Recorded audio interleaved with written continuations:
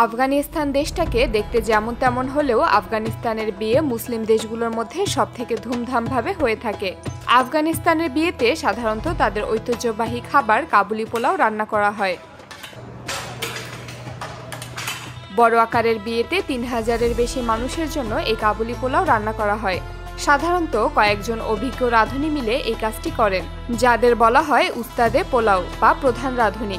আফগানিস্তানের এই কাবুলি পোলাও এতটা বিখ্যাত এবং সুস্বাদু যে মুসলিম দেশগুলোর ভেতরে সবথেকে সুস্বাদু খাবার বলা হয় এটাকে। আফগানিস্তানের বিয়ের রান্নাগুলো সাধারণভাবে কমিউনিটি সেন্টারের বাইরে করা হয়, যেখানে কয়েকজন শেফ এবং ৫০ জনের বেশি সহকারী মিলে এই পুরো রান্নার কাজ শেষ করেন। তাদের এই রান্না করার প্রসেস আমাদের সাধারণ পোলাও রান্না করার থেকে একদমই আলাদা। বিয়ের একদিন আগে থেকেই প্রস্তুতি শুরু হয়। প্রথমে বাজার থেকে আনা হয় বাসমতি চাল, খাসির মাংস, গাজর, কিশমিশ, বাদাম, ঘি এবং মশলা। সাধারণত ৩,০০০ মানুষের জন্য প্রায় ৩৫০ থেকে ৪০০ কেজি চাল লাগে, আর মাংস লাগে প্রায় ২৫০ থেকে ৩০০ কেজি। গাজর ও কিশমিশের পরিমাণও অনেক বেশি হয়। সব উপকরণ ধোয়া, কাটা এবং আলাদা আলাদা ভাগে প্রস্তুত করা হয়।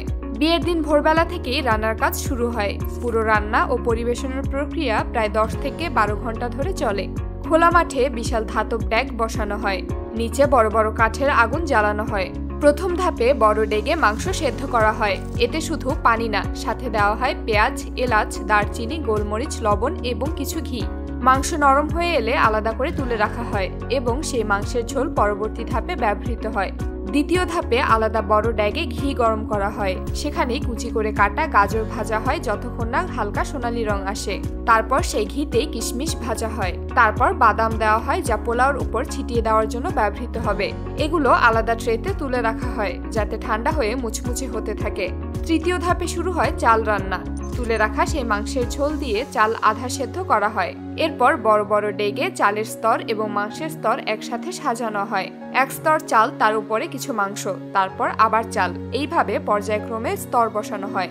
উপর থেকে ঢালা হয় ঘি, দুধ এবং সামান্য চিনি, যাতে চাল নরম হয় এবং হালকা মিষ্টি স্বাদ আসে। সবশেষে ঢেকে দেওয়া হয় এবং ভারী ঢাকনা দিয়ে কয়লার তাপে দমে রাখা হয় প্রায় ৩০ থেকে ৪৫ মিনিট। এই সময়টিতে রাঁধুনিরা ঘড়ি ধরে ডেগের তাপ নিয়ন্ত্রণ করেন, কারণ কাবুলি পোলাওর আসল স্বাদ নির্ভর করে চালের দানার উপর। অতিরিক্ত গরমে চাল একসাথে লেগে গেলে পুরো স্বাদ নষ্ট হয়ে যায়। তাই অভিজ্ঞ রাঁধুনিরাই কেবল এ ধরনের বিশাল রান্না সামলাতে পারেন। দম শেষে ডেগের ঢাকনা খোলা হলে চারপাশে ছড়িয়ে পড়ে ঘি ও মাংসের গন্ধ। উপরে সাজানো হয় ভাজা গাজর, কিশমিশ ও বাদাম। রান্না শেষ হলে ডেকগুলো কমিউনিটি সেন্টারে পাঠিয়ে দেওয়া হয়। এরপর শুরু হয় আসল ধাপ। পোলাও ডেক থেকে বড় স্টিলের ট্রেতে তুলে নেওয়া হয়। এক একটি ট্রেতে প্রায় ৮ থেকে ১০ জনের জন্য পোলাও পরিবেশন করা হয়। ৩,০০০ অতিথিদের জন্য সাধারণত ৩০০ থেকে ৩৫০টি বড় ট্রে প্রস্তুত করা হয়। বরপক্ষের অতিথিদের সামনে দেওয়া হয় বিশাল আস্ত খাসি, যার একটা প্লেট ১৫ থেকে ২০ জনের জন্য রেডি করা হয়। ওয়েলকাম স্ন্যাক্স হিসেবে দেওয়া হয় মাংসের মোংলাই পরাটা। পরিবেশনের জন্য আলাদা দল থাকে। তারা সাদা পোশাক পরে সারি বেঁধে অতিথিদের সামনে খাবার নিয়ে আসে। প্রতিটি ট্রে রাখা হয় ৮ থেকে ১০ জনের মধ্যে এবং সবাই হাতে হাতে খায়। আবার কিছু কিছু টেবিলে প্লেট আকারে সার্ভ করা হয়।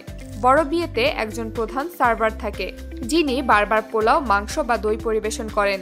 সাথে দেওয়া হয় মিটবল, যেটা ছোলা দিয়ে রান্না করা হয়। সাথে থাকে খাসির মাংসের শিক কাবাব। এছাড়াও খাবারের সঙ্গে পরিবেশন করা হয় টক দই, পুদিনা চাটনি, কখনো কখনো টমেটো সালসা। এছাড়াও আরও বিভিন্ন ধরনের আইটেম তাদেরকে দেওয়া হয়।